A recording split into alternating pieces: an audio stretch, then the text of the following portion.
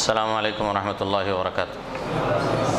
الحمد للہ رب العالمین حمدا کثیرا طیبا مبارکا فیہ، والصلاة والسلام علی سید الانبیاء والمرسلین سیدنا و نبینا محمد وعلی آلہ وصحبہ اجمعین، اما بعد۔ معزز بھائیو اور دوستو، میرے لیے یہ خوشی کی بات ہے کہ میں آپ کے سامنے کچھ کلمات کہنے کے لیے حاضر ہوا ہوں، اور مجھے خاص طور سے یہ دیکھ کر بھی خوشی ہو رہی ہے کہ یہاں پر حاضرین میں زیادہ تعداد نوجوانوں کی، اور جب نوجوانوں کے اندر بیداری آتی ہے تو پھر قومیں بھی بیدار ہو جاتی ہیں۔ تو کسی بھی قوم کی ترقی کا دار و مدار، اس کے مستقبل کا دار و مدار اس کے نوجوانوں پر ہوتا ہے۔ تو یہ بڑی خوشی کی بات ہے کہ اس مسجد میں، یہاں پر حاضری میں نوجوانوں کی ایک بہت بڑی تعداد میں دیکھ رہا ہوں۔ اللہ تعالیٰ سب میں دین پر استقامت پیدا فرمائے۔ بھائیو اور دوستو، میرا آج کا جو موضوع میں نے منتخب کیا ہے وہ اتحاد اور اتفاق کی اہمیت اور ضرورت کے حوالے سے۔ اصل میں اتحاد کے بارے میں ہر کوئی بات کرتا ہے، ہر کوئی خواہش کرتا ہے، ہر کوئی چاہتا ہے، لیکن اس کے باوجود آج ہم دیکھتے ہیں، پوری دنیا کے بارے میں باتیں نہیں کریں گے، ہم صرف ہندوستان کے حد تک رہ کے بات کریں گے، ہم اپنے دائرے کے اندر بات کرتے ہیں۔ اس کے باوجود ہم دیکھتے ہیں کہ ہندوستان میں ملت اسلامیہ شدید افتراق اور انتشار کا شکار، اور یہ بہت ہی افسوسناک صورتحال۔ اتحاد اور اتفاق یہ صرف ایک بولنے کی چیز نہیں ہے، بلکہ یہ ہمیں عمل میں یہ نظر آنی چاہیے، کیونکہ بولنے سے کوئی اس کا فائدہ حاصل نہیں ہوگا جب تک کہ حقیقت میں امت اسلامیہ ہند متحد نہ ہو جائے۔ کسی بھی قوم اور کسی بھی امت کی مضبوطی اور اس کی طاقت اس کے آپسی اتحاد پر منحصر ہوتی ہے، بلکہ یہ تو اس کائنات کے اندر اللہ کی بنائی ہوئی سنت ہے کہ اجزاء اور ذرات مل کر اس سے جو ہے مضبوط اور مفید چیزیں بنتی ہیں۔ کہ فلک بوس عمارتیں آپ دیکھتے ہیں، بڑی بڑی عمارتیں شاندار، جن سے انسان جس میں رہتا ہے بود و باش اختیار کرتا ہے، یہ کیسے بنتی ہیں؟ اس میں سیمنٹ اینٹ ہوتے ہیں اور بھی پانی ہوتا ہے، بہت ساری چیزیں ہوتی ہیں، اجزاء مل کر جب اس کو جوڑا جاتا ہے تو ایک بہترین گھر بنتا ہے، دکان بنتی ہے، مسجد بنتی ہے، کوئی بھی چیز بنتی ہے۔ یہ اتحاد ہوتا ہے چیزوں کا آپس، ورنہ انفرادی سطح پر ان کی کوئی اہمیت نہیں تھی۔ اسی طریقے سے کوئی بھی چیز لے لو آپ دنیا کی، ریل ہے، یہ ہوائی جہاز ہے، یہ کاریں فراٹے بڑھتی ہوئی چلتی ہیں، یہ موٹر سائیکلیں ہیں، یہاں تک کہ سائیکلیں ہیں، یہ مختلف اجزاء کو جوڑ کر بنایا جاتا ہے۔ پھر اس سے کیا ہوتی ہیں؟ یہ تیز رفتار ہوائی جہاز، یہ پانی کے اوپر چلنے والے جہاز، یہ روڈوں پر دوڑنے والے یہ کاریں اور یہ بسیں، یہ سارا نظام یہ اتحاد سے۔ اتنے بڑے سمندر ہیں، یہ بہتے ہوئے دریا ہیں جن سے لوگ فائدہ اٹھاتے ہیں، یہ خطرے خطرے سے مل کر بنتے ہیں، خطرے خطرے مل کر وہی سمندر ہیں، وہی دریا ہیں، وہی ندیاں ہیں، وہی نالے ہیں، وہی کنویں ہیں جس سے لوگ فائدہ اٹھاتے ہیں۔ یہ درخت ہے، درخت آپ ہیں، اونچے اونچے درخت ہیں، آم کے درخت ہیں، سیب کے درخت ہیں، مختلف درخت، یہ بھی ایک مکمل وجود ہے جو ایک دوسرے سے جڑ کے بنتا ہے، تب وہ مفید ہوتا ہے۔ اگر اس کی جڑوں کو الگ کر دیا جائے، اس کے تنے کو الگ کر دیا جائے، اس کی شاخوں کو الگ کر دیا جائے تو پھر وہ فائدہ دے گا، وہ جھاڑ پھل دے گا، اس سے لوگ فائدہ اٹھا سکیں گے، اس کے سائے میں بیٹھ سکیں گے۔ تو یہ پوری کائنات کی سنت ہے۔ یہ شہد کی مکھیاں شہد کے چھتے بناتی ہیں اور اس سے فیہ شفاء للناس، لوگوں کو شفا دینے والا پاکیزہ شہد تیار ہوتا ہے۔ یہ مکھیاں مل کے ایک جگہ بیٹھ کے وہ شہد تیار کرتی ہیں، ان کے اجتماع سے، ان کے آپسی اتحاد سے یہ مفید مشروب حاصل ہوتا ہے۔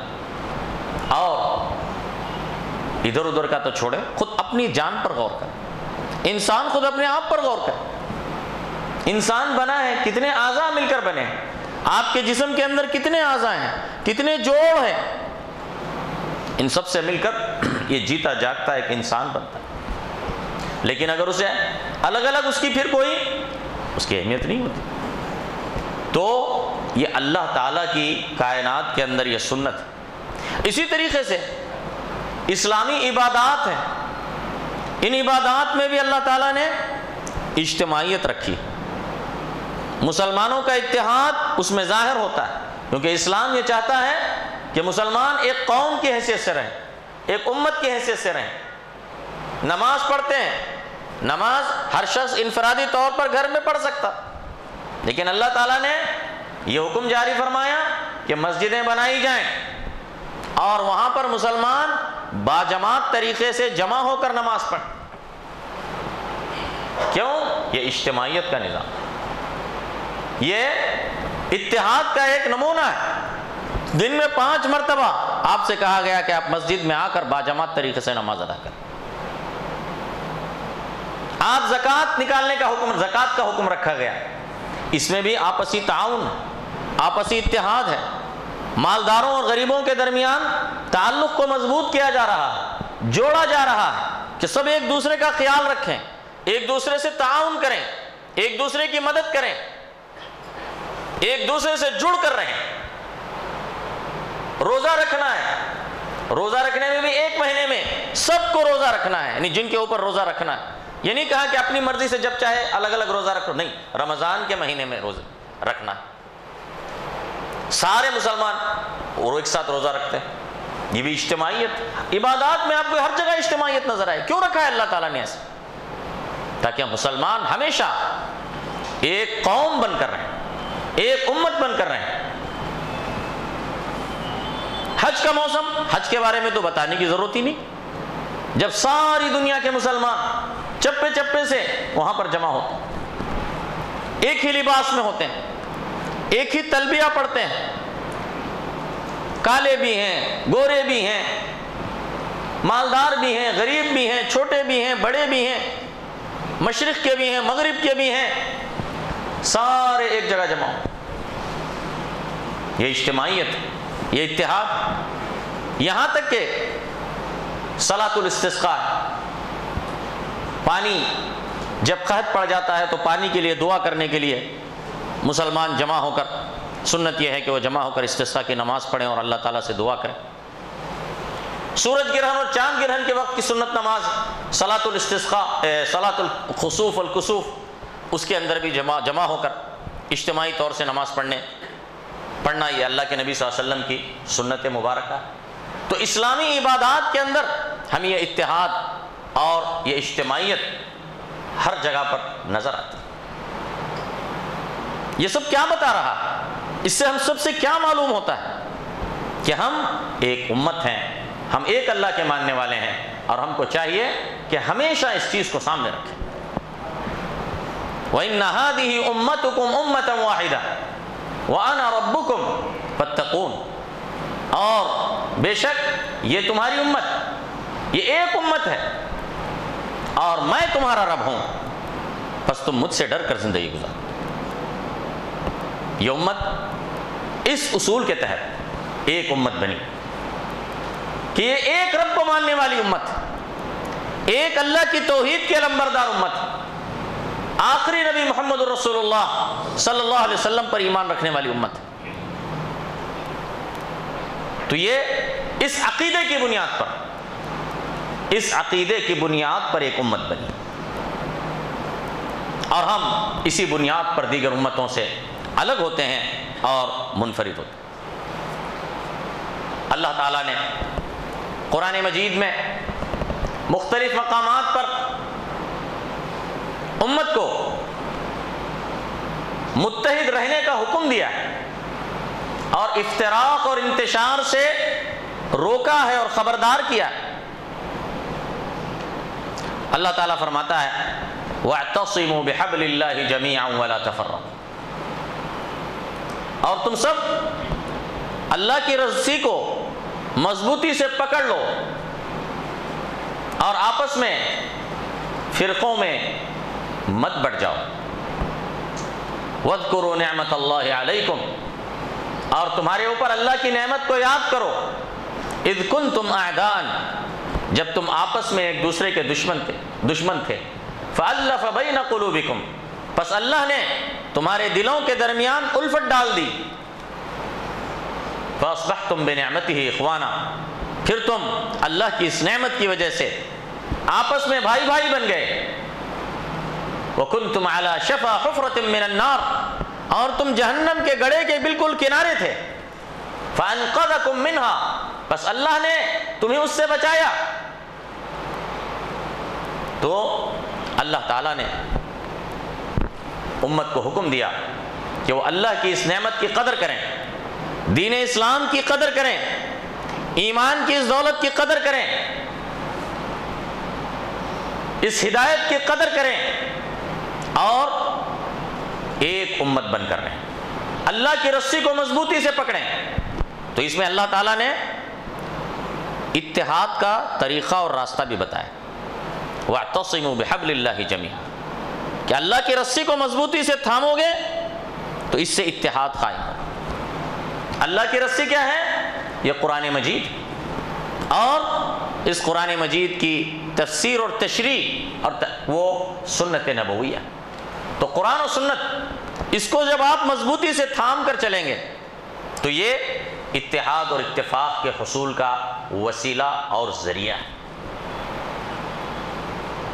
اور پھر آگے چل کر اللہ تعالیٰ نے افتراق سے روکا اور خبردار کیا کہ پچھلی قومیں اور پچھلی امتیں جس طرح انہوں نے آپس میں اختلاف کیا اور شدید اختلاف کیا اور جس کی وجہ سے وہ تباہ و برباد ہوئی، تو اللہ تعالیٰ نے اس سے خبردار کیا اس امت کو، وَلَا تَكُونُوا كَالَّذِينَ تَفَرَّقُوا وَاخْتَلَفُوا مِن بَعْدِ مَا جَاءَهُمُ الْبَيِّنَاتُ وَأُولَٰئِكَ لَهُمْ عَذَابٌ عَظِيمٌ، اور تمہیں مسلمانوں، تم ان کی طرح نہ ہونا، ان پچھلی امتوں کی طرح نہ ہونا جنہوں نے آپس میں تفرقہ کیا اور انہوں نے آپس میں اختلاف کیا، حالانکہ ان کے پاس واضح نشانیاں اللہ کی طرف سے آ چکی تھیں۔ یعنی یہ جو اختلاف اور انتشار ان میں آیا تھا، اس کی وجہ یہ نہیں تھی کہ اللہ کا دین غیر واضح ہے، بلکہ اللہ تعالیٰ کا دین بالکل واضح تھا۔ اللہ نے جو کتابیں بھیجی تھیں وہ بالکل واضح اور صاف تھیں، نبی کی تعلیمات واضح تھیں، لیکن انہوں نے اس کے باوجود بھی اختلاف کیا اور تفرقہ کیا۔ یہ ان کے آپسی حسد کی وجہ سے، آپسی ضد کی وجہ سے، شرارت کی وجہ سے یہ ہوا، ورنہ یہ بات نہیں تھی کہ اللہ کی تعلیمات نعوذ باللہ غیر واضح ہیں۔ اسی طرح یہ قرآن واضح، لا ریب فیہ، اللہ کے نبی صلی اللہ علیہ وسلم کی احادیث مبارکہ واضح ہیں۔ اختلاف اگر ہوتا ہے تو یہ اس وجہ سے نہیں ہے کہ معاذ اللہ اللہ کا کلام یا رسول اللہ صلی اللہ علیہ وسلم کی باتیں وہ غیر واضح یا مبہم ہیں، یہ بات نہیں۔ اگر اختلاف ہو رہا ہے تو اس کی وجہ یہ ہے کہ کوئی کتاب و سنت کی تعلیمات سے خود جان بوجھ کر ہٹ رہا یا پھر اپنی خواہشات نفس کے مطابق اس کی تشریح اور تفسیر کرنا چاہتا ہے، خواہشات نفس پر چلنا چاہتا ہے، اور اس کے لیے وہ قرآن و سنت کے نصوص کو بھی وہ اعلی کار بنا دیتا ہے، اپنی خواہشات نفس کے تابع بنانا چاہتا ہے۔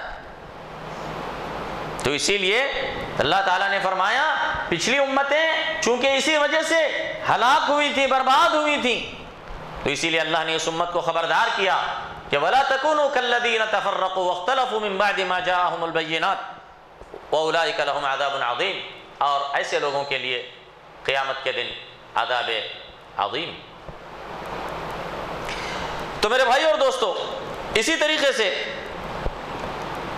اللہ کے نبی صلی اللہ علیہ وسلم فرماتے ہیں ان اللہ یرضی لکم ثلاثا ویکرہ لکم ثلاثا، اللہ تعالیٰ تین چیزیں تم سے پسند کرتا ہے۔ یرضی لکم ان تعبدوا اللہ ولا تشرکوا بہ شیئا، اللہ تعالیٰ تم سے یہ چاہتا ہے، تمہارے اندر یہ چیز پسند کرتا ہے کہ تم ایک اللہ کی عبادت کرو اور اس کے ساتھ کسی کو شریک نہ کرو،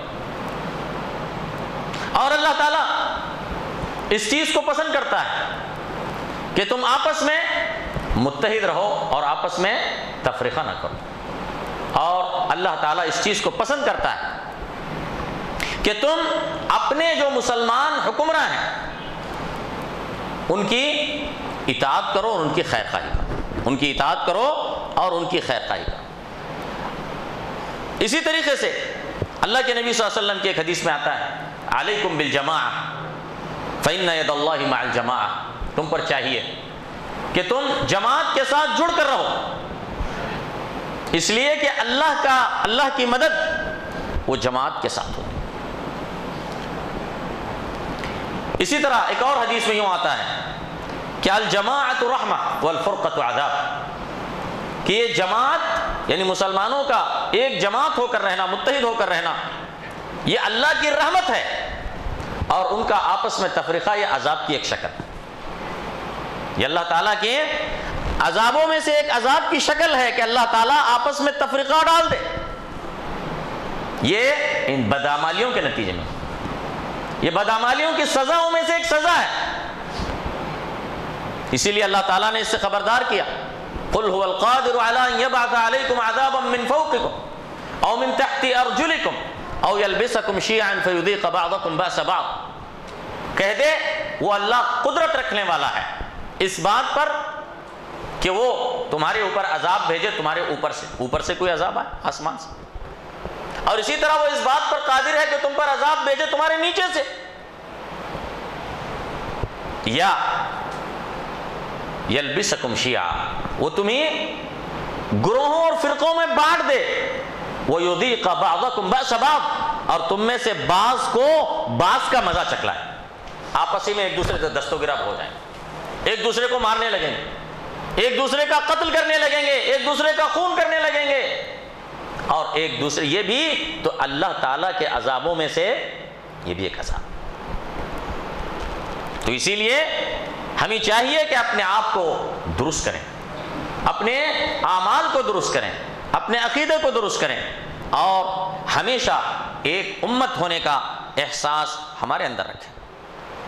صحابہ کرام رضوان اللہ علیہم اجمعین وہ ایک امت کی حیثیت سے رہتے تھے، اسلام نے ان سب کو ایک بنا دیا تھا، جوڑ دیا تھا۔ ان کے جو قبائلی جو مختلف اختلافات تھے جو پہلے سے چلتے آ رہے تھے، لیکن اسلام نے آ کر ان سب کو شیر و شکر کر دیا تھا۔ حالانکہ قبائلی نظام میں آپس میں بہت شدید ایک دوسرے سے دشمنیاں ہوتی ہیں، لیکن جب اسلام آیا تو سب کو جو ہے نا اسلام کی چھتری تلے جمع ہو۔ آج بھی اسی طرح ایسا ہی ہونا چاہیے۔ اللہ تعالیٰ فرماتا ہے محمد الرسول اللہ والذین معہ اشداء علی الکفار رحماء بینہم، محمد وہ اللہ کے رسول ہیں، والذین معہ، اور وہ لوگ جو اس کے ساتھ ہیں، اس کے صحابہ ہیں، اشداء علی الکفار، وہ کافروں کے ساتھ سخت ہیں، رحماء بینہم، اور آپس میں ایک دوسرے کے ساتھ بڑے نرم ہیں، رحم دل۔ یہ مسلمانوں کا معاملہ۔ مدینے کا تو آپ حال جانتے ہیں کہ جب اللہ کے نبی صلی اللہ علیہ وسلم مدینہ پہنچے ہجرت کر کے، مدینہ کے دو مشہور قبیلے تھے، ایک اوس تھا، دوسرا خزرج تھے۔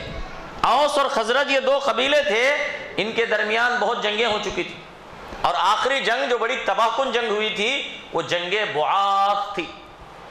اس میں ان کے دونوں قبیلوں کے بڑے بڑے سردار مارے گئے تھے، لیکن یہ مسلمان ہوئے اور اللہ کے نبی صلی اللہ علیہ وسلم ہجرت کر کے مدینہ تشریف لائے۔ پھر مکے سے بھی مہاجرین اور اطراف اکناف سے بھی مہاجرین جمع ہوئے، تو ایک طرف یہ جو انصار تھے، جن کو انصار کا اللہ نے نام دیا، اوس اور خزرج، یہ سب ایک ہو گئے، ان کی پرانی دشمنیاں ختم ہو گئیں۔ اور پھر باہر سے آنے والے یہ مدینے والے انصار اور یہ مہاجرین، ان سب کے درمیان مواخات ہوئی، اللہ کے نبی صلی اللہ علیہ وسلم نے ان کے درمیان مواخات کروائی، اور اتنی زبردست مواخات ہوئی کہ تاریخ میں ایسا کوئی آپ کو کوئی دوسرا نمونہ نہیں مل سکتا۔ یہاں تک کہ جیسا کہ حضرت عبد الرحمن ابن عوف کا واقعہ ہے، وہ مہاجر تھے، اور سعد ابن الربیع وہ انصاری تھے، تو اللہ کے نبی صلی اللہ علیہ وسلم نے ایک مہاجر اور ایک انصاری کو بھائی بھائی بنا دیا۔ شروع میں جب مہاجر آئے مکے سے، ان کے پاس کچھ نہیں تھا، ان کے پاس صرف ان کا دین تھا، اس دین کو بچا کر آئے تھے۔ انہوں نے اپنا گھر چھوڑ دیا، اپنا وطن چھوڑ دیا، سب کچھ چھوڑ کے آ گئے تھے خالی ہاتھ۔ مدینے والوں نے ان کو پناہ دی اسلام کے خاطر۔ تو حضرت عبد الرحمن بن عوف یہ مہاجر تھے، اور سعد بن الربیع ان کے انصاری بھائی تھے۔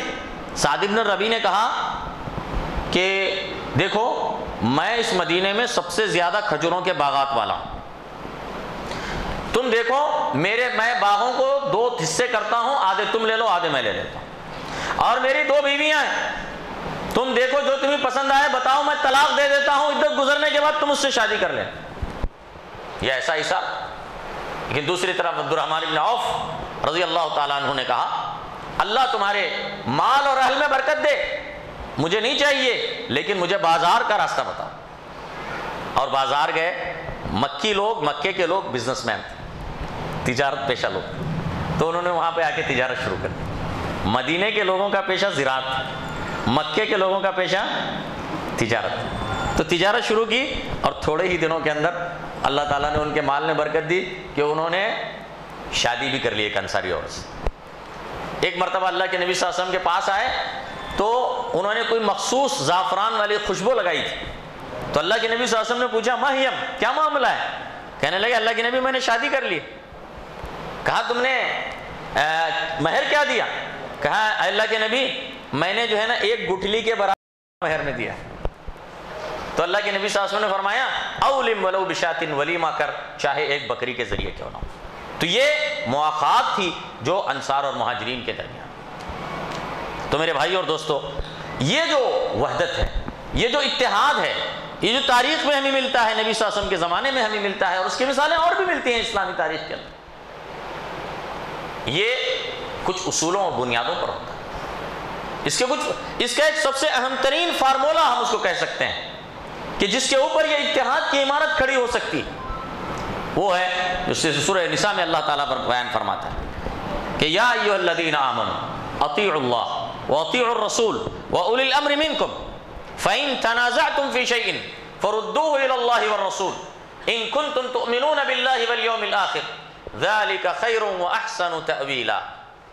اے لوگو جو ایمان لائے ہو، اطاعت کرو اللہ کی اور اطاعت کرو رسول کی، وَأُولِي الْأَمْرِ مِنْكُمْ، اور تم میں جو حکام ہیں ان کی۔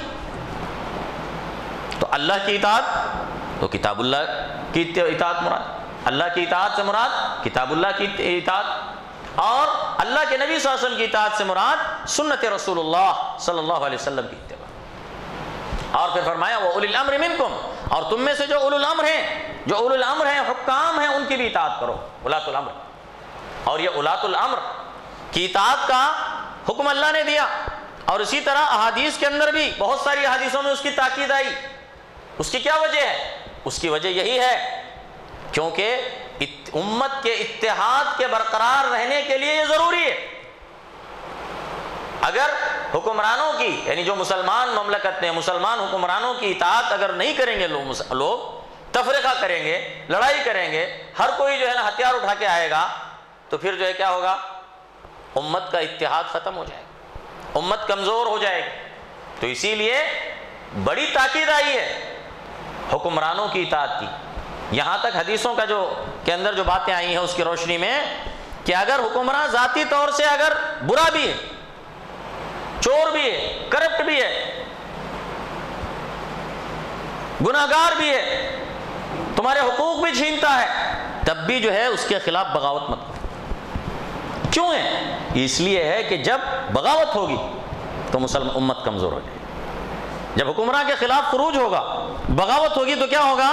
امت کمزور ہو جائے گی، امت کا اتحاد پارا پارا ہو جائے گا۔ یہ اللہ کے نبی صلی اللہ علیہ وسلم کی رہنمائی۔ بہت حدیثیں ہیں اس بارے میں، خیر وہ چونکہ میرا موضوع نہیں ہے میں اس میں نہیں جاؤں۔ آپ دیکھ رہے ہیں نا دنیا کے اندر جہاں پر بھی بغاوت ہوئی، حکمراں کے خلاف کیا ہوا؟ حالات قابو میں آئے۔ ایک صومالیہ آج سے 40 سال پہلے، آج تک وہاں پہ حالات پوری طرح کنٹرول میں نہیں ہے۔ عراق کو دیکھ لو، لیبیا کو دیکھ لو، مثالیں افغانستان کو دیکھ لو، 40 سال پرانے، آج تک اسٹیبل نہیں ہو سکتے۔ تو اسی لیے جو ہے ہم اللہ کے نبی صلی اللہ علیہ وسلم کی حدیثوں میں دیکھتے ہیں کہ اللہ کے نبی صلی اللہ علیہ وسلم نے بہت تاکید کی، تقریباً 35-40 حدیثیں ہیں جس میں حکام کی اطاعت کا حکم دیا گیا ہے کہ ان کے خلاف بغاوت مت کرو، ان کے خلاف خروج مت کرو، اگرچہ کہ وہ برے بھی کیوں، فوراً لوگ بولتے اس کے اندر یہ خرابی ہو، وہ ایسا ہے اور ایسا، وہ کچھ بھی ہو، لیکن اگر تم خروج کرو گے تو اس سے جو تباہی آئے گی، جو خانہ جنگی ہوگی، جو تفرقہ ہوگا، جو لڑائیاں ہوں گی، جو خون خرابہ ہوگا، تو اس کی وجہ سے کیا ہوگا؟ جو نقصان ہوگا، جو فساد ہوگا، وہ پہلے والے فساد سے سینکڑوں ہزاروں گنا زیادہ۔ تو یہ اتحاد کی حفاظت کرنے کے لیے امت کے حکام کی اطاعت کا بھی حکم دیا گیا۔ اور اللہ کے نبی صلی اللہ علیہ وسلم مسلمانوں کے درمیان جو تعلق ہے، اس امت کے افراد کے درمیان جو تعلق ہے، اس کی شدت ہے، اور اس کو بیان کرنے کے لیے اللہ کے نبی صلی اللہ علیہ وسلم یوں فرماتے ہیں کہ المؤمن للمؤمن کالبنیان یشد بعضہ بعضا، کہ مومن کے لیے ایک عمارت کی طرح ہے کہ جس کا بعض حصہ بعض حصے کو مضبوط کرتا ہے۔ یہ مسلمان کی اس طریقے سے مثال۔ اسی طرح ایک اور حدیث میں اللہ کے نبی صلی اللہ علیہ وسلم فرماتے ہیں مثل المؤمنین فی توادہم وتراحمہم وتعاطفہم كمثل الجسد اذا اشتكى منه عضو تداعى له سائر الجسد بالسهر والحمى، کہ مومنوں کی مثال ان کے آپسی محبت میں، ان کے آپسی ایک دوسرے کے ساتھ رحم کرنے میں اور ایک دوسرے سے تعاون کرنے میں ایک جسم واحد کی طرح ہے۔ یہ پوری امت ایک جسم واحد کی طرح ہے۔ اگر اس کے کچھ حصے، اس کا جسم کا کوئی عضو بیمار ہوگا تو پورا جسم اس کا درد محسوس کرتا ہے۔ یہ امت کا اتحاد ہوتا ہے۔ یہ امت پوری ایک امت ہے۔ اگر آج ہم یہاں پر ہیں، اگر کوئی اقصائے مغرب میں مسلمانوں پر مسلمان تکلیف سے گزرتے ہیں تو اس کا درد ہمیں محسوس ہونا چاہیے، اور ہم اگر تکلیف میں گزرتے ہیں تو دنیا کے آخری کنارے پر جو مسلمان ہیں ان کے دلوں میں ہمارا درد انہیں محسوس ہونا چاہیے۔ ایسا ہونا چاہیے، یہ ہونا چاہیے۔ اس میں کمی زیادتی ہو سکتی ہے، ایسا ہے یا نہیں ہے؟ دیکھو، جب ایمان قوی ہوگا تو یہ اتحاد بھی قوی ہوگا، یہ اخوت بھی قوی ہوگی، اور یہ ایمان جب کمزور ہوگا، دین سے تعلق جب کمزور ہوگا، تو اسی طرح اس دین کی بنیاد پر بننے والا یہ تعلق، اس دین کی بنیاد پر بننے والا یہ اتحاد بھی کمزور ہو جائے۔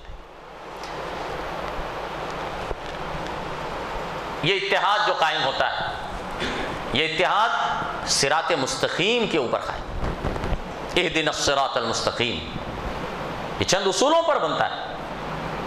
یہ اصولوں کی بنیاد پر اتحاد قائم ہوتا ہے، اسلام کے ثابت شدہ اصولوں کی بنیاد پر۔ اسلام کی مخالفت کر کے اتحاد نہیں ہو سکتا۔ توحید کو چھوڑ کر آپ شرک کی بنیاد پہ جمع کرنا چاہیں گے، یہ قابل قبول نہیں ہے۔ تم اللہ شرک کر کے، اللہ کو ناراض کر کے امت کو متحد کرنا چاہتے ہو، ایسا نہیں ہو سکتا۔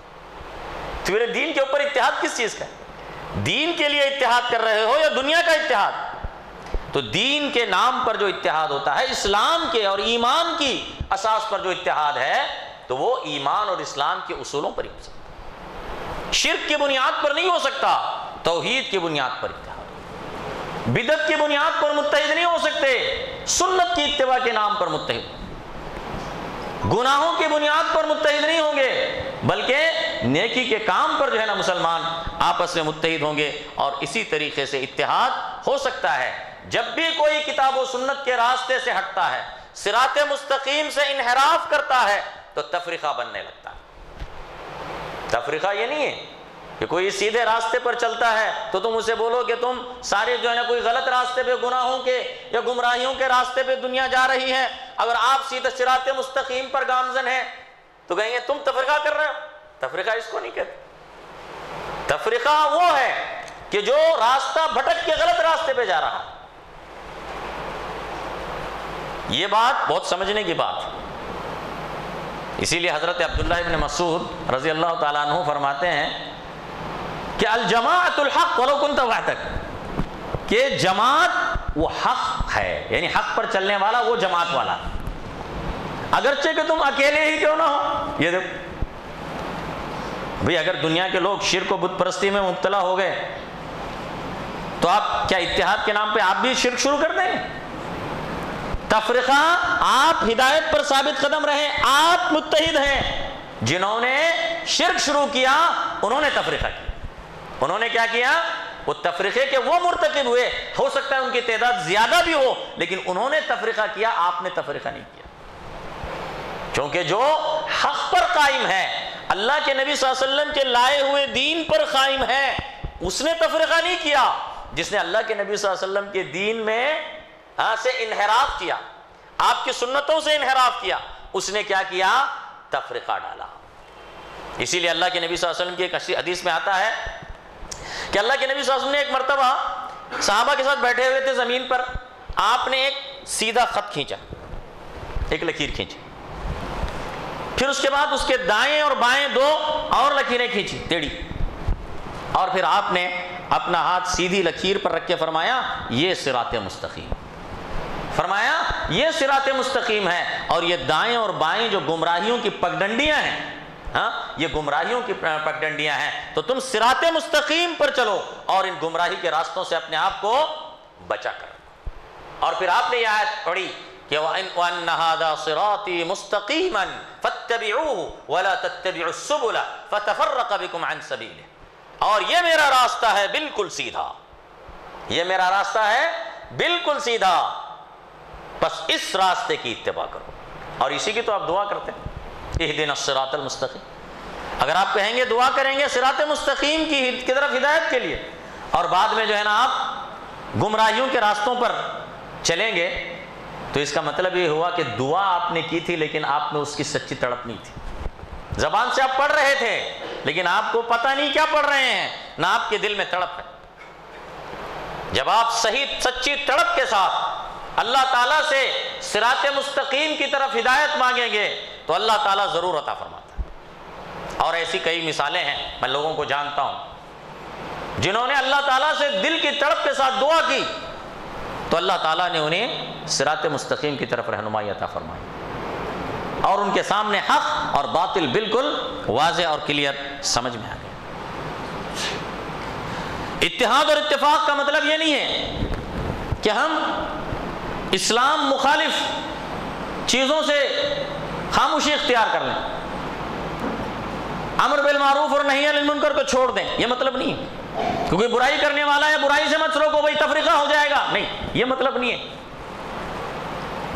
اصولوں پر سودے بازی نہیں ہوگی، دین سے ہم دستبردار نہیں ہوں گے۔ اتحاد کا مطلب یہ نہیں ہے کہ اتحاد کے نام پر آپ سے کہا جائے گا آپ یہ چھوڑ دو بھائی، یہ نماز چھوڑ دو، یہ چھوڑ دو، فلاں چھوڑ دو، دین سے دستبردار ہو جاؤ تاکہ متحد ہو جائیں، ایسا نہیں ہو سکتا۔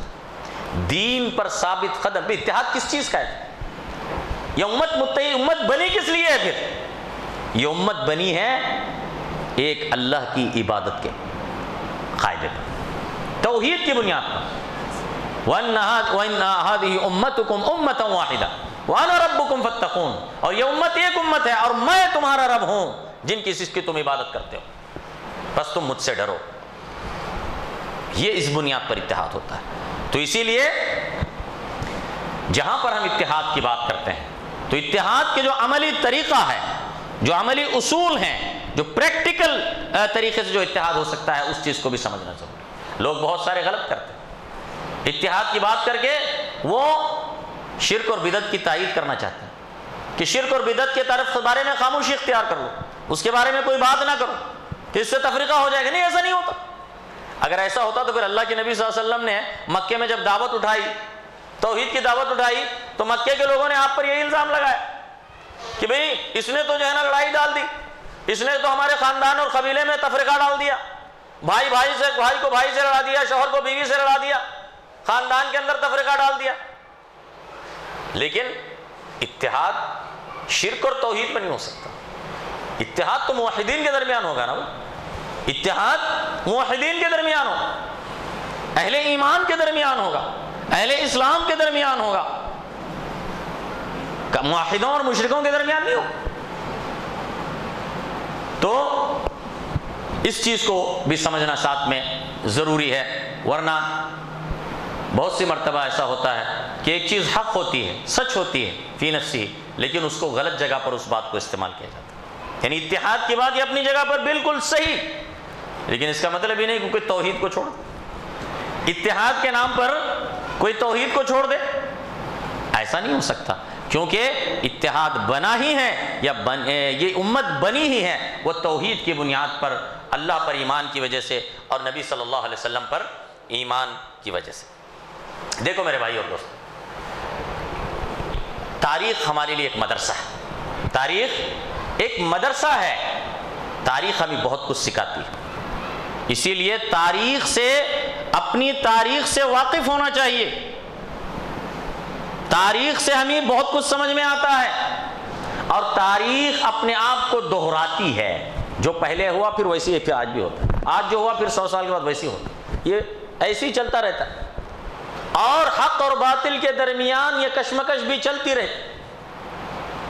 اسی لیے اس کو مورخین کہتے ہیں کہ تاریخ اپنے آپ کو دہراتی، وہی چیزیں پیش آتی رہتی، شکلیں صورتیں بدل جاتی ہیں، لوگ بدلے ہوئے ہوتے ہیں، نام بدلے ہوئے ہوتے ہیں، ہاں، لیکن جو واقعات پیش آتے ہیں وہ سب ایک دوسرے سے کیا ہوتے ہیں؟ ملتے جلتے واقعات ہوتے ہیں۔ تو ہم اپنی تاریخ کو دیکھیں، جب بھی امت متحد رہی، امت قوی رہی، امت مضبوط رہی، امت طاقتور رہی، دنیا پر ان کا سکہ چلتا رہا، اور جب بھی کمزور ہوئی وہ اس وجہ سے ہوئی کہ انہوں نے آپس میں تفرقہ کیا، آپسی اتفاق، آپسی افتراق اور انتشار کا شکار ہو گئے، تو اس کی وجہ سے وہ کمزور۔ اللہ کے نبی صلی اللہ علیہ وسلم کے عہد مبارک میں سارے مسلمان ایک تھے، کوئی تفریقہ نہیں تھا۔ خلافت راشدہ کا زمانہ آپ جانتے ہیں، حضرت ابوبکر، حضرت عمر، حضرت عثمان، حضرت علی رضوان اللہ علیہم، ان کے زمانے میں امت متحد، ایک شیر و شکر، فتوحات ہوئی، آدھی دنیا فتح کر لی تھوڑے عرصے کے اندر، لیکن بعد میں کیا ہو گیا؟ اس کے بعد کے دور میں وہ اتحاد برقرار ہوا، تفریقہ آتا گیا اور بڑھتا گیا۔ پھر جو فتوحات پہلے ہوئی تھی وہ بعد میں ہو سکی؟ وہ نہیں ہو سکی۔ کیوں؟ اس لیے کہ اتحاد میں رکھنا، آپس میں تفریقہ آ گیا، جنگیں ہونے لگی مسلمانوں کے درمیان، ایک دوسرے سے لڑنے لگے، تو ان کی طاقت آپس ہی میں ایک دوسرے پر استعمال ہونے لگی، تو مسلمانوں کا جو ایک تیزی سے پھیلاؤ چل رہا تھا وہ رک گیا۔ پھر اسی طریقے سے بڑی بڑی دنیا کی سپر پاور، اس وقت زمانے کی سپر پاور عباسی سلطنت، یہ آدھی دنیا کے قریب ان کی حکومت تھی، ایک ہی سپر پاور، واحد سپر پاور اپنے زمانے کی۔ لیکن کیا ہوا؟ جب تفریقہ بڑھ گئے وقت کے گزرنے کے ساتھ، اور کئی جگہ جگہ جو ہے نا خود مختار بادشاہتیں قائم ہو گئی، اور بغداد کی مرکزی حکومت کے ساتھ ان کا تعلق کیا ہو گیا؟ صرف خطبے کے اندر خلیفہ کا نام پڑھنے کا رہ گیا۔ خلیفہ جو بغداد کا تھا اس کا کنٹرول سکڑتا ہوا بغداد اور اطراف و اکناف تک رہ گیا، باقی اطراف و اکناف کی بڑی بڑی اور الگ الگ متعدد بادشاہتیں بن گئیں، وہ صرف خلیفہ کا نام خطبے میں پڑھتے تھے، باقی عملاً خود مختار تھا۔ کمزوریات، تفریقہ، مختلف ایسی کئی مملکتیں ہیں، اگرچہ کہ بظاہر وہ عباسی سلطنت کا حصہ تھے، لیکن کیا ہو گیا آگے چل کر خود مختار سلطنتیں تھیں الگ الگ، وہ اپنے اپنے علاقے پر صرف بادشاہ اس کو جو ہے نا خلیفہ مان کر اس کا نام پڑھتے تھے، خطبے میں دعا دیتے تھے۔ نتیجہ کیا ہو گیا؟ اتنی بڑی سلطنت وہ زمیں بوس ہو۔ ہلاکو خان آیا، ہلاکو خان نے بغداد کے اوپر یلغار کر دی، امت منتشر ہو چکی تھی، اندر سے ٹوٹ چکی تھی، کمزور ہو چکی تھی آپسی اختلاف اور انتشار کی وجہ سے۔ اس کے لیے وہ وحشی قبائل وسط ایشیا سے منگول قبائل وہ ایک طوفان کی طرح آئے چنگیز خان کی قیادت میں، اور انہوں نے مختلف اسلامی مملکتوں کو اطراف اکناف کے اپنے قبضے میں کر لیا۔ اور پھر اس کے بعد اسی کا پوتا ہلاکو خان وہ آگے آیا، اس نے جو ہے نا اس کے بعد بغداد کی جو مملکت تھی، بغداد کی جو تقریباً 500 سال سے زیادہ جو ایک سلطنت چلتی آ رہی تھی مسلمانوں کی خلافت، اس کو ہمیشہ کے لیے ختم کر دیا، تاخت و تاراج کر کے رکھ دیا، خلیفہ کو گرفتار کر لیا اور اس کو شہید کر دیا، اور وہاں پر لاکھوں مسلمانوں کا خون بہایا بغداد کے اندر۔ کیوں ہوا ایسا؟ اتنی عظیم و شان سلطنت ٹوٹ کر بکھر گئی آپسی انتشار اور افتراق کی۔ پھر اسی کے کچھ عرصے کے بعد عثمانی سلطنت قائم ہوئی، یہ جو ترکوں کی عثمانی سلطنت ان کو کہتے ہیں، جو ترکی خلافات آیا کرتے تھے، یہ بھی بہت لمبے عرصے تک ان کی حکومت چلی، اور ایک عرصہ ایسا آیا، ان کا ایسا دور تھا کہ یورپ ان سے تھر تھر کانپتا تھا، یورپ کی ساری سلطنتیں ان کو جزیہ ٹیکس دے کر رہتی تھیں، اور ان کے قدم بڑھتے بڑھتے روما تک پہنچ گئے تھے۔ اور ایک ایسا وقت بھی آیا تھا کہ پورا یورپ ان کے زیر نگی ہونے جا رہا تھا۔ اگر یہ بات نہ ہوتی کہ ایران کے اندر اس وقت کا جو شیعہ حکمراں تھا اس نے بغاوت کر دی تھی، اور مجبوراً وہاں کی جنگ چھوڑ کر انہیں ادھر آنا پڑا، ورنہ یورپ کو پوری طرح ختم ہی کر چکے ہوتے۔ اتنی بڑی سلطنت، لیکن ان کے اندر بھی آپس میں جب افتراق شروع ہوا، انتشار شروع ہوا، خانہ جنگیاں ہونے لگیں، تو ایسی سلطنت اس نے آدھی سے زیادہ دنیا پر حکومت کرتے تھے، وہ وقت کے ساتھ ختم ہو گئی اور سکڑ کر جو ہے وہ ترکی کی شکل میں مار۔ اندلس کا طرز آپ جانتے ہیں، اندلس جسے آج اسپین کہتے ہیں، یہاں پر بھی مسلمانوں نے 600-700 سال تک زبردست حکومت کی، تاریخ ہے ایک بڑی، بڑے بڑے شعراء پیدا ہوئے وہاں پر، علماء پیدا ہوئے، محدثین پیدا ہوئے، مفسرین پیدا ہوئے، ادبا پیدا ہوئے، ایک بہت بڑی علمی تاریخ تھی۔ لیکن آگے چل کر کیا ہو گیا؟ چھوٹے چھوٹے ہر کوئی خود مختار ریاستیں قائم، یہ ایک ادھر نے ایک شہر پکڑ کے وہ بیٹھ گیا، ادھر ایک شہر پکڑ کے وہ بیٹھ گیا، ادھر ایک شہر پکڑ کے وہ بیٹھ گیا، اور یہ سب آپس میں باہم دست و گریباں ہو، ایک دوسرے کے پیچھے پڑ گئے، اور اپنے ہی مسلمان بھائیوں کو نیچا دکھانے کے لیے وہ کافروں سے، عیسائی بادشاہوں سے مدد لینے لگے۔ آخر میں کیا ہو گیا؟ آج اسپین سے یا اندلس سے مسلمانوں کا نام و نشانی ختم ہو، آخر میں جو ہے ان کا جو مسلمانوں کی جو لازوال وہاں پر نشانیاں آج بھی موجود، سب کچھ ختم، ایک ایک کر کے مسلمانوں سے عیسائی بادشاہ، اس کو اس کے خلاف، یہ اس کے خلاف، ایسا کر کے کیا ہو گیا؟ سب ایک ایک کر کے پورا ختم، اور اس کے بعد پورے اندلس پر عیسائیوں کا قبضہ ہو گیا، اور جو بچے کچھ مسلمان تھے یا تو ہجرت کر کے مراکش کی طرف آ گئے، یا مارے گئے، یا بہت سے لوگوں کو زبردست عیسائی بنائے۔ یہ پوری تاریخ کیوں ہوا؟ آپس کی افتراق اور انتشار کی وجہ سے۔ تو اتحاد کے اندر فتح، اتحاد میں قوت، اور افتراق اور انتشار میں شکست ہے، کمزوری ہے۔ اس چیز کو ہمیں اچھی طرح سمجھنا ہے۔ اسی لیے اللہ تعالیٰ نے غزوہ احد میں مسلمانوں کو جزوی شکست ہوئی، 70 مسلمان شہید ہوئے، اللہ کے نبی صلی اللہ علیہ وسلم کے دندان مبارک شہید ہوئے، آپ کے چہرے پر زخم آیا، آپ کے سر پہ زخم آیا، اتنی سب تکلیفیں مسلمانوں نے برداشت کی۔ کیوں؟ کیا ہوا؟ جیتی ہوئی جنگ مسلمان ہار گئے۔ شروع جنگ میں مسلمان جیت چکے تھے، جنگ احد، لیکن جیتی ہوئی جنگ ہار گئے، آخر میں نقصان ہوا مسلمانوں کو۔ کیوں؟ ایک تو اللہ کے نبی صلی اللہ علیہ وسلم کی نافرمانی کی، دوسری یہ کہ وہاں پہ انہوں نے افتراق کیا، تفرقہ کیا۔ اللہ کے نبی صلی اللہ علیہ وسلم نے جنگی حکمت عملی کے تحت احد پہاڑ کے سامنے چھوٹی سی پہاڑی ہے جبل الرمات، وہاں پر اللہ کے نبی صلی اللہ علیہ وسلم نے عبداللہ بن جبیر کی قیادت میں 50 تیر اندازوں کو وہاں پر ٹھہرایا تھا کہ تم یہاں پر تیر انداز تھے، ہو ماہر تیر انداز، کہ یہاں پر تم رہو اور ہماری پیٹھ کی حفاظت کرنا، ہماری پشتوں کی حفاظت کرنا، کہیں ایسا نہ ہو کہ دشمن پیچھے سے ہمارے اوپر حملہ ہوا۔ یہ اللہ کے نبی صلی اللہ علیہ وسلم کی زبردست جنگی حکمت عملی تھی، اور آپ نے فرمایا تھا کہ یہ جگہ کو نہیں چھوڑنا جب تک میرا حکم نہ آئے۔ لیکن اس کے بعد مسلمان جنگ جیت گئے میدان میں، اور مشرکین بھاگنے لگی، مشرک فوج۔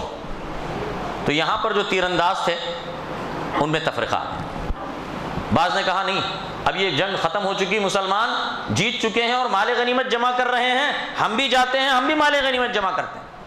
عبداللہ بن جبیر نے ان کو یاد دلایا کہ ایسا مت کرو، اللہ کے نبی صلی اللہ علیہ وسلم نے تم سے کیا کہا تھا کہ جگہ کو مت چھوڑنا میرا حکم آنے تک، لیکن تفرقہ ہو۔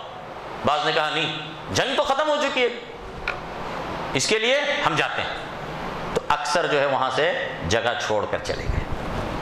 12 صحابہ باقی رہے، انہوں نے کہا نہیں، ہم جگہ نہیں چھوڑیں، جس میں عبداللہ بن جبیر جو ان کے کمانڈر تھے وہ بھی تھے۔ خالد بن ولید جو مشرک فوج میں تھے اس وقت، وہ 100 گھوڑ سواروں کا دستہ لے کر پیچھے سے آ گئے، انہوں نے دیکھ لیا کہ جگہ خالی ہوئی، تو وہ لمبا چکر کاٹ کے پیچھے سے آ گئے، اور یہ سامنے صرف 12 صحابہ تھے، ان سے وہ سارے یہ پھر اچانک مسلمانوں کے پیچھے سے آ کے حملہ ہوا، پشت پہ سے آ کے حملہ ہوا۔ مسلمانوں کو اس کا توقع نہیں تھی، اچانک اس کی وجہ سے گڑبڑ ہو گئی اور مسلمانوں کو شکست ہوئی اور بڑا نقصان۔ تو اس میں کیا ہوا؟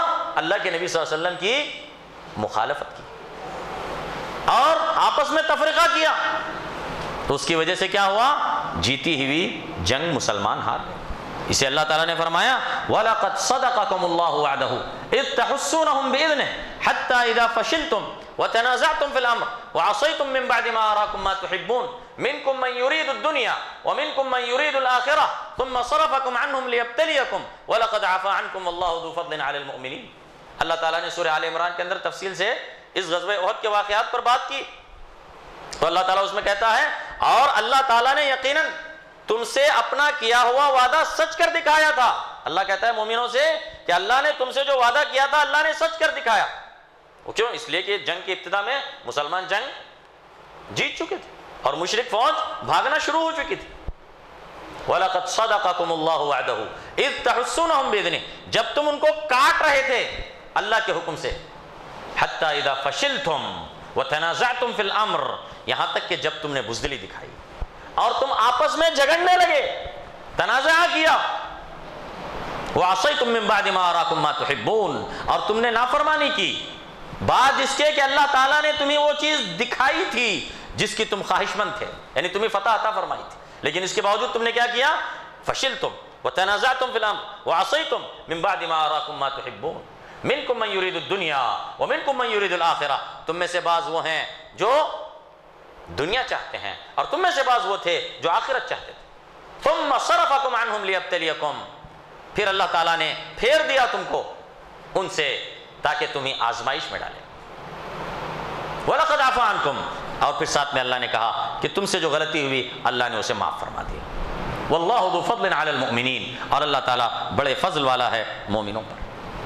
اسی لیے اللہ تعالیٰ نے مسلمانوں کو کافروں کے ساتھ جنگ میں جو طریقہ سکھایا اور جو ہدایات دی، اللہ تعالیٰ فرماتا ہے یا ایھا الذین آمنوا اذا لقیتم فئۃ فاثبتوا واذکروا اللہ کثیرا لعلکم تفلحون، اے لوگوں جو ایمان لائے ہو، جب تم میدان جنگ میں، جب تمہاری کافروں سے مٹ بھیڑ ہو جائے، جنگ ہو جائے، تو ثابت قدم رہنا اور اللہ کو کثرت سے یاد کرو، شاید کہ تم فلاح پاؤ۔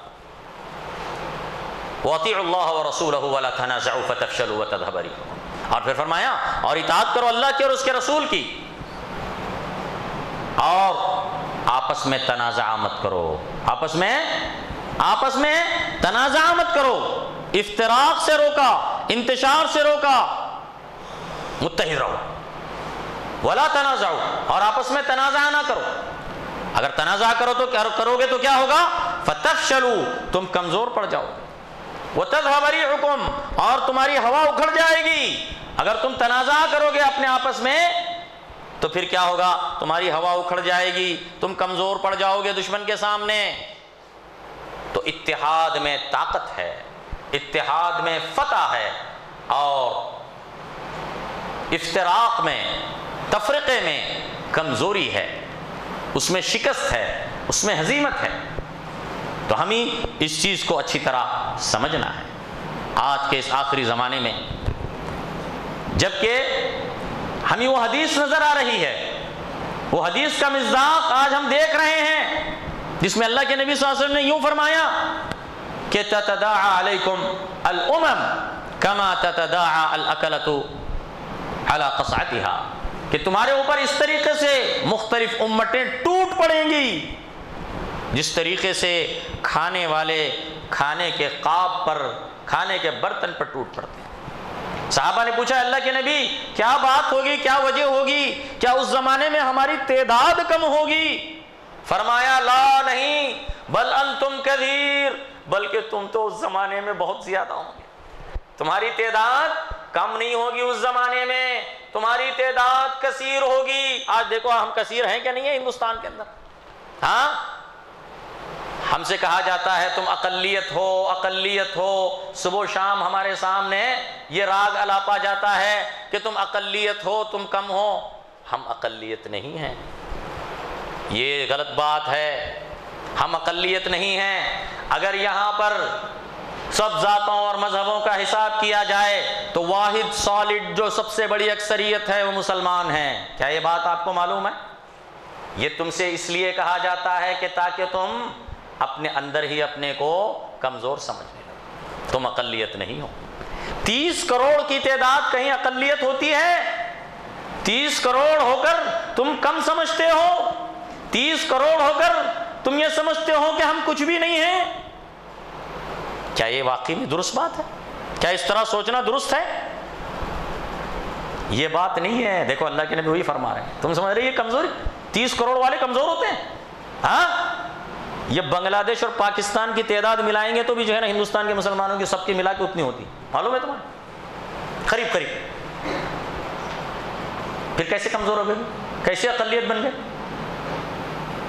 تو اللہ کے نبی صلی اللہ علیہ وسلم نے فرمایا نہیں، تم اس زمانے میں کم نہیں ہوں گے، بل انتم کثیر، تم تو بہت کثیر تعداد میں ہوں گے، لیکن کیا ہوگا؟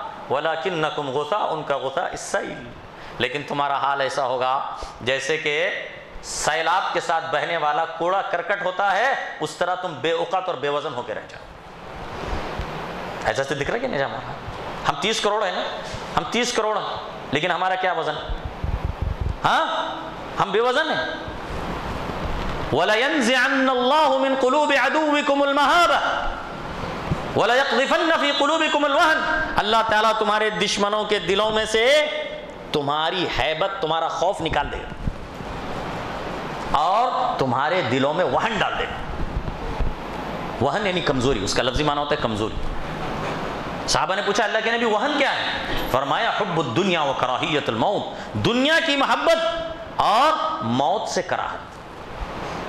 آج ہم 30 کروڑ ہو کر ڈرتے ہیں، ہمیں بڑا خوف محسوس ہوتا ہے، ہم اپنے آپ کو غیر محفوظ تصور کرتے ہیں۔ ارے ابوالکلام آزاد نے ہندوستان کی آزادی کے وقت جب انگریزوں سے آزاد ہوا تھا اور دھڑا دھڑ مسلمانوں کے قافلے ہجرت کر کے پاکستان جا رہے تھے، خاص طور سے دلی اور یوپی وغیرہ کی طرف سے، اور وہاں پر مسلمانوں کا راستے میں قتل عام ہو رہا تھا ہجرت کے وقت۔ یہ جو سکھ دستے وہاں پر بارڈر پہ مسلمانوں کا قتل عام کر رہے تھے، لاکھوں مسلمان شہید کیے گئے، تو ابوالکلام آزاد جامع مسجد میں ٹھہر کر انہوں نے اس وقت تقریر کی تھی انہوں نے کہا تھا اے مسلمانوں تمہیں کیا ہوا، تم بھاگے جا رہے ہو، تم اپنے وطن کو چھوڑ کے کہاں جا رہے ہو؟ یہ وطن جس پر تمہارے آبا و اجداد نے اپنا خون جہاں بہایا، تم اسے چھوڑ کے جا رہے ہو، تمہیں ڈر لگتا ہے۔ انہوں نے کہا تمہیں آج کہتے ہو تمہیں خوف لگتا ہے، تم لاکھوں کروڑوں میں ہو اور تمہیں خوف محسوس ہوتا ہے؟ تمہارے آبا و اجداد تو وہ چند سو یا چند ہزار تھے، وہ آئے اور انہیں ڈر محسوس نہیں ہوا، اور تم کروڑوں میں ہو کر ڈرتے ہو؟ تو میرے بھائی اور دوستوں، لیکن بات وہی ہے کہ دیکھو یہ کوئی تعداد کی کمی والا معاملہ نہیں ہے، یہ کوئی قلت تعداد کی وجہ سے ہونے والی کمزوری نہیں ہے۔ آج تم صحیح مسلمان بنو گے اور ایک متحد ہو کر رہو گے، ایک امت بن کر رہو گے، تو پھر تم ہی غالب رہو گے۔ وَأَنْتُمُ الْأَعْلَوْنَ إِن كُنتُم مُؤْمِنِينَ، اور تم ہی بلند رہو گے، غالب رہو گے اگر تم واقعی میں صحیح معنی میں مومن بنو۔ اور صحیح ایمان کے تقاضوں میں سے ایک تقاضا یہ ہے کہ تم متحد ہو کر رہو، ایک امت بن کر، حقیقت میں ایک امت بن کر رہو۔ بھائی اور دوستو، آج ہندوستان کے موجودہ حالات میں جہاں پر ہر باشعور مسلمان، ہر صاحب نظر مسلمان وہ مستقبل کے حوالے سے پریشان ہے، تو ایسے حالات میں، مشکل ترین حالات میں، جب ہمارا دین خطرے میں ہے، جب ہمارا تہذیب خطرے میں ہے، جب ہماری آئندہ کی نسلیں خطرے میں ہیں، جب ہمارا وجود تک خطرے میں ہے، ایسے وقت میں بھی اگر آج بھی اتنے مشکل حالات آنے پر بھی اگر ہم متحد نہیں ہوں گے تو پھر بتاؤ آخر کب متحد ہوں؟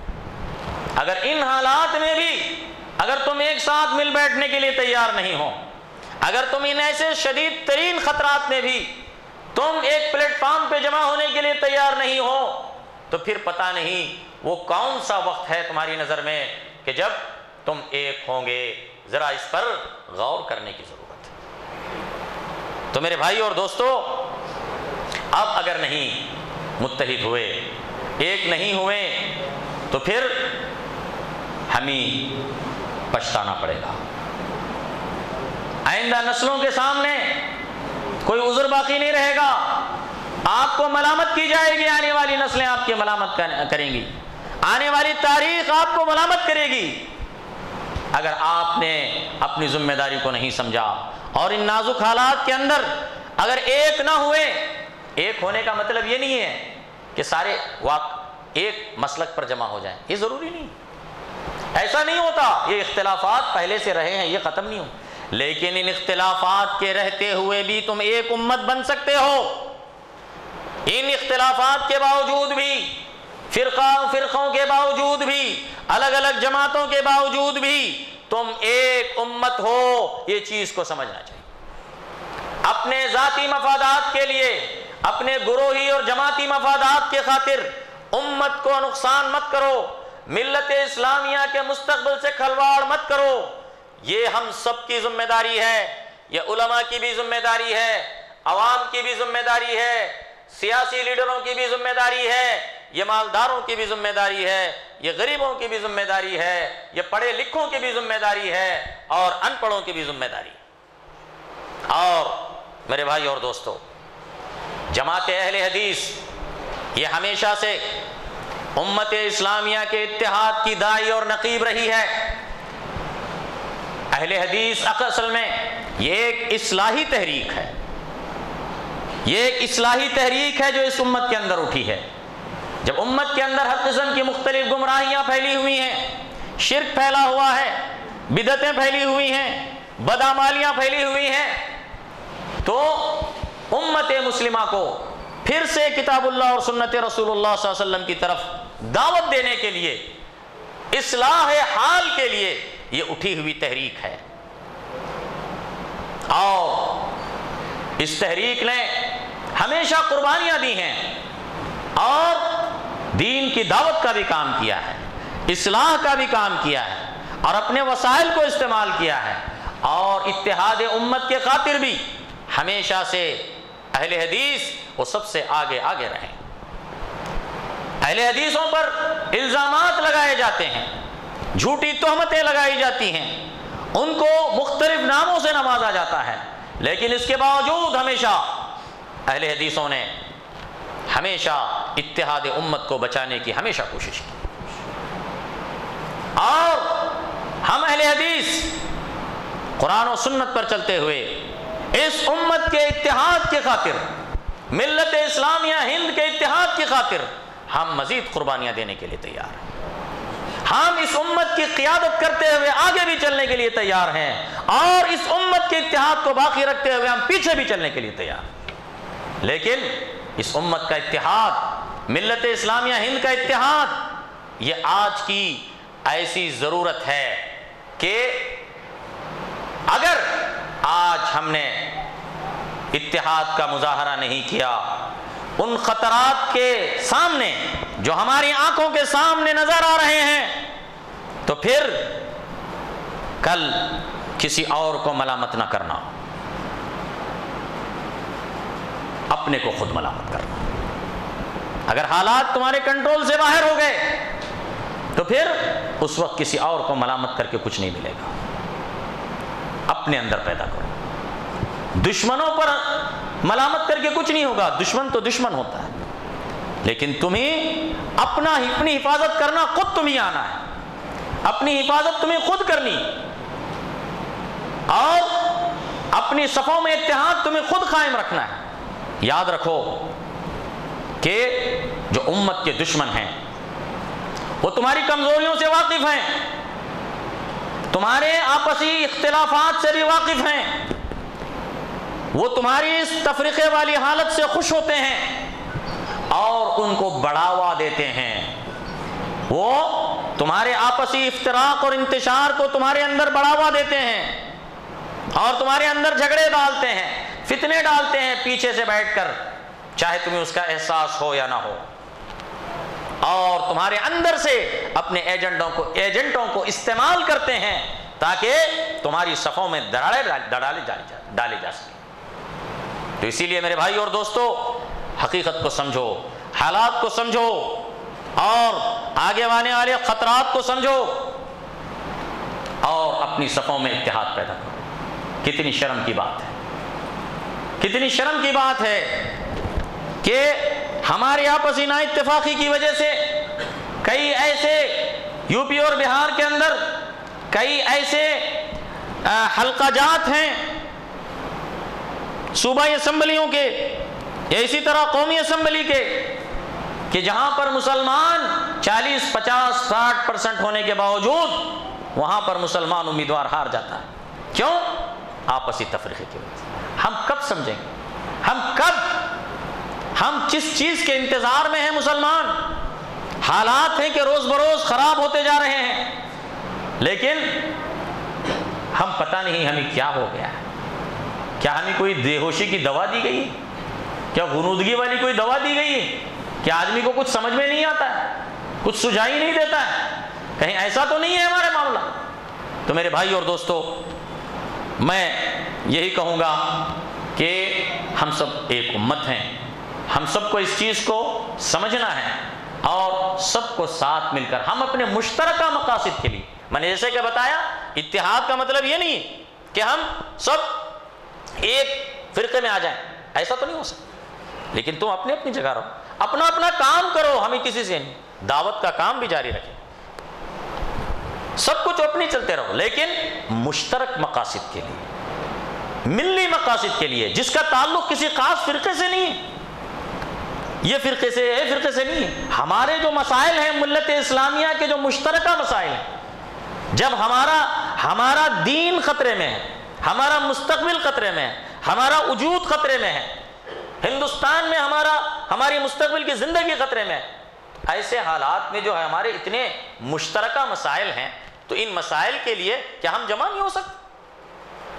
کیوں؟ کیا وجہ؟ یہ ضروری، یہ واجب ہے، یہ فرض ہے ہمارے اوپر کہ ہم ایک ہو جائیں۔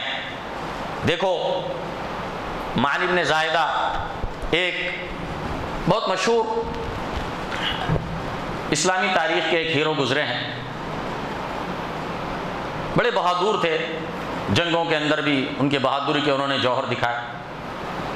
جب ان کے مرنے کا وقت آیا تو انہوں نے اپنے بچوں سے کہا، کونوا جمیعا یا بنی اذا اعترى خطب ولا تتفرقوا احادا تأبى الرماح اذا اجتمعنا تکسرا واذا افترقنا تکسرت احادا۔ انہوں نے کہا، اے میرے بیٹو، دیکھو تم سب ہو جاؤ، جب کوئی مصیبت آ جائے، تم سب کو کوئی مصیبت آ جائے، کوئی مشکل آ جائے تو تم سب متحد رہو اور الگ الگ ہو کر تفرقہ مت کرو۔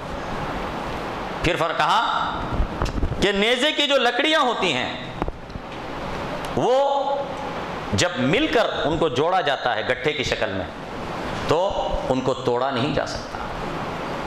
لکڑیوں کا ایک گٹھا بنائیں گے تو آپ توڑ نہیں سکتے، 5 6 7 8 لکڑیاں ملا کر جوڑ سے بندیں، توڑیں گے تو نہیں توڑ سکتے۔ لیکن جب ان کو الگ الگ کر دیا جاتا ہے، جب انہیں لکڑیوں کو الگ الگ کر دیا جاتا ہے تو آپ ایک ایک کر کے سب کو آسانی سے توڑ دیتے ہیں۔ آج ہمارا یہی ہے، آج ہم ہندوستان کے اندر ہم الگ الگ بنے رہیں گے تو ہمیں آسانی سے توڑ دیا جائے گا، لیکن ہم ایک رہیں گے تو دشمن کوشش کرے گا لیکن توڑ نہیں سکتا، ناکام ہو جائے گا، کیونکہ یہ اللہ تعالیٰ کی بنائی ہوئی سنت اسی طریقے سے۔ اسی لیے آخر میں علامہ اقبال کا یہ شعر تھوڑے سے تصرف کے ساتھ کہ نہ سمجھو گے تو مٹ جاؤ گے اے ہندی مسلمانوں، نہ سمجھو گے تو مٹ جاؤ گے اے ہندی مسلمانوں، تمہاری داستان تک بھی نہ ہوگی داستانوں۔ میرے بھائی اور دوستو، ہم نے جہاں پر امت کے اتحاد کی بات کی وہیں پر ہم ہندوستان کے اتحاد کی بھی بات کرتے ہیں۔ ہم ہندوستان کے اندر اتحاد کی بھی بات کرتے ہیں۔ ہندوستان کی ساری قومیں اگر متحد رہیں گی تو یہ ہندوستان مضبوط ہوگا، لیکن اگر آپس میں تفرقہ کریں گے تو ہندوستان کمزور ہو جائے گا۔ تو اسی لیے جو ہندوستان کا خیر خواہ ہے، جو ہندوستان کی بھلائی چاہتا ہے، تو وہ کبھی بھی فرقہ پرستی کو ہوا نہیں دے گا۔ تو اسی سے آپ کو پتہ چلے گا کہ جو لوگ آج فرقہ پرستی کو اچھال رہے ہیں اور ہندو اور مسلم کو لڑانے کے پیچھے لگے ہوئے ہیں، مسلمانوں کے خلاف نفرت کو پھیلا کر اپنی سیاست چمکا رہے ہیں، یاد رکھو یہ ہندوستان کے خیر خواہ نہیں ہے، کیونکہ یہ تو وہ چیز ہے کہ جو تو ہندوستان کا دشمن چاہے گا۔ ہندوستان کا دشمن جو ہندوستان کو کمزور دیکھنا چاہتا ہے وہ یہ چاہے گا کہ ہندوستان کی قومیں آپس میں لڑ پڑیں ایک دوسرے سے، ہندو مسلم آپس میں لڑ پڑیں، ایک دوسرے کے خلاف ہتھیار اٹھالیں، یہ تو ہندوستان کا دشمن چاہے گا۔ اور جب ایسا ہوگا تو خود بخود ہندوستان کمزور ہو جائے گا۔ جو ہندوستان کا واقعی میں خیر خواہ ہوگا وہ کبھی ایسا نہیں چاہے گا۔ تو اس کے لیے میں سب سے یہ گزارش کرنا چاہتا ہوں کہ دیکھو، اپنے کرسی کی خاطر، اپنے جماعتی یا پارٹی والے مفادات کی خاطر فرقہ پرستی کو مت ہوا دو، کیونکہ فرقہ پرستی کو ہوا دینا یہ آگ سے کھیلنے کی طرح ہے، اور اس کی وجہ سے ہندوستان کا اتحاد پارا پارا ہو جائے گا، اور ہندوستان کا اتحاد پارا ہوگا تو ہندوستان کمزور ہو جائے گا۔ تو اسی لیے ہندوستان کے لیے جو وفادار ہیں اور ہندوستان کی جو خیر خواہ ہیں تو وہ کبھی بھی ہندوستان کے اندر نفرت کا کاروبار نہیں کر سکتے، اور جو ایسا کرتا ہے نفرتوں کے کاروباری ہیں تو وہ اس بات کی نشانی ہے کہ وہ ہندوستان کے خیر خواہ نہیں ہیں۔ اللہ تعالیٰ سے دعا ہے کہ اے مولا کریم ہم مسلمانوں کی مدد فرما، اے اللہ تعالیٰ ملت اسلامیہ ہند کی مدد فرما، اے اللہ تعالیٰ ملت اسلامیہ ہند کی صفوں میں اتحاد پیدا فرما، اے اللہ تعالیٰ مسلمانوں کو اس بات کی توفیق عطا فرما، مسلمان لیڈروں کو اس بات کی توفیق عطا فرما، مسلمان علماء کو اس بات کی توفیق عطا فرما کہ وہ موجودہ حالات کو سمجھتے ہوئے وہ امت کے اتحاد کے لیے ایک ہو کر کام کریں۔ اور اے اللہ سبحانہ و تعالیٰ ہم مسلمانوں کی حفاظت فرما، ہمارے آگے سے اور ہمارے پیچھے سے اور ہمارے دائیں سے اور ہمارے بائیں سے اور ہمارے اوپر سے اور ہمارے نیچے سے۔ اے اللہ سبحانہ و تعالیٰ دشمنان اسلام کی جو سازشیں ہیں ان سازشوں کو ناکام اور نامراد فرما۔ اے اللہ تعالیٰ جو لوگ ہندوستان سے اسلام کو ختم کرنے کی سازشیں کر رہے ہیں، اے اللہ تعالیٰ ان کی سازشوں کو ناکام اور نامراد فرما۔ اے اللہ تعالیٰ جو ہندوستان کی سرزمین سے اسلام کو ختم کرنے کا خواب دیکھ رہے ہیں، اے اللہ تعالیٰ ایسے خواب دیکھنے والے لوگوں کو ختم فرما۔ اے اللہ تعالیٰ دنیا اور آخرت میں ہمیں کامیابی عطا فرما، دنیا اور آخرت میں عزت عطا فرما۔ ربنا آتنا فی الدنیا حسنہ وفی الآخرۃ حسنہ وقنا عذاب النار۔ وصلی اللہ علی نبینا محمد وبارک وسلم والحمد للہ رب العالمین۔